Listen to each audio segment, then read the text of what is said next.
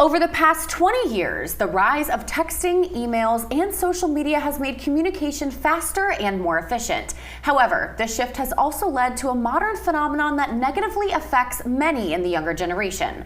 Let's welcome Carrie Johnstone, licensed professional counselor associate with Psychiatry Specialists of South Carolina. Carrie, thank you for joining us today. And we're talking about phone anxiety, right? And there's a term for that. What is that? Yes, so it's called telephobia. And it really has kind of come to light, especially after the pandemic, as younger generations, especially Gen Z, are struggling to make and take phone calls. Okay, and what do we think is contributing to this? Is it really the social media and the texting? Yeah, that's a big part of it. It's also Gen Z really didn't grow up with landlines, so they didn't have the opportunities to practice that phone skill that older generations had. Yeah, and when we're talking about phone calls, I mean, we're texting, so we're still communicating in emails, still communicating efficiently, right. But why are phone calls so important? Yeah, so over the phone and in person, as we know, you can really communicate and convey your tone, emotions. It's faster to build rapport and trust with others, which is so important both in our professional lives and our personal lives. Mm-hmm. And so what are some of the signs? Yeah, so physically you might experience racing heart, feeling nauseous, sometimes difficulty concentrating, but emotionally you're stressed about making those phone calls, maybe obsessing about what you're gonna say, worrying about embarrassing yourself, really. Mm-hmm. So is this, obviously this is becoming more talked about, right? Yeah. Do we see this increasing as time goes on, or is this becoming a serious issue that we're gonna try and get ahead of? I'm hoping that we're gonna get ahead of it, especially as I think people are becoming more reliant on work from home. You're gonna have to make phone calls, you're gonna have to do video conferences, and of course we're seeing it in the therapy side of things as well, so my hope is that it'll improve over time. Mm-hmm. And now what are some things that we can do to combat this? Yeah, absolutely. Of course, I would be remiss to say that therapy is a wonderful place to kind of come and work through some of these issues, but on your own, smiling during phone calls and before actually is a natural way to reduce your body's response to stress. So if you're a little bit nervous, give yourself a 10-second smile and then go into the phone call.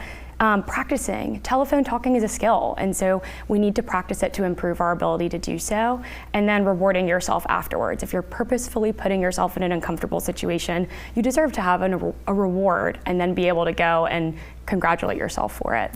And now, for someone who's experiencing telephobia, is it more common that they also have maybe some other social anxiety related disorders or issues that you see more commonly? Absolutely. It typically is very related to social anxiety disorder. So if I'm worried to make a phone call, I might also be worried to go speak in public or go to a conference or do something like that. So when we're talking about speaking on the telephone, like you said, it's almost like, you know, a performance, right? Yeah. And now what are some other ways, like people that are suffering with social anxiety disorders, what are some broad things that we can all do to kind of combat this anxiety in general? Yeah, absolutely. I think going in with the mindset that everybody is kind of coming from a different place and remembering that nobody is paying attention to you as much as you're paying attention to yourself, giving yourself grace and doing those hard things, and then also trying to challenge or restructure those thoughts, right?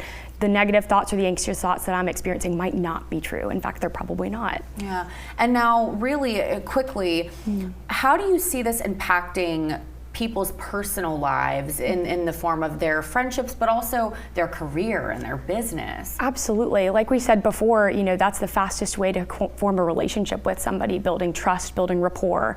In a lot of professional settings, it's really required to be able to talk on the phone and make those conference calls or those business meetings. And you can look great on paper, but you need to be able to show up and show that you're a trustworthy person, both in your professional lives and then again in your personal life, being a consistent friend that can kind of be there to reach out. And now, Carrie, where can people go to reach out if they feel like they need help? Yeah, absolutely. Well, finding a therapist has never been easier, I think. There are so many online resources, there's in-person resources, you know, our office is here, but you can also reach out to a trusted friend, a trusted coworker, maybe if you're feeling worried at work, and then they can help you support and find your way to find some help. Wonderful, Carrie. Well, we will put the website for Psychiatry Specialists South Carolina if someone does want to get in touch with you or any of the other wonderful psychiatrists that you have at your office. Thank you so much for joining us. Absolutely. Thank you so much. We're back after this.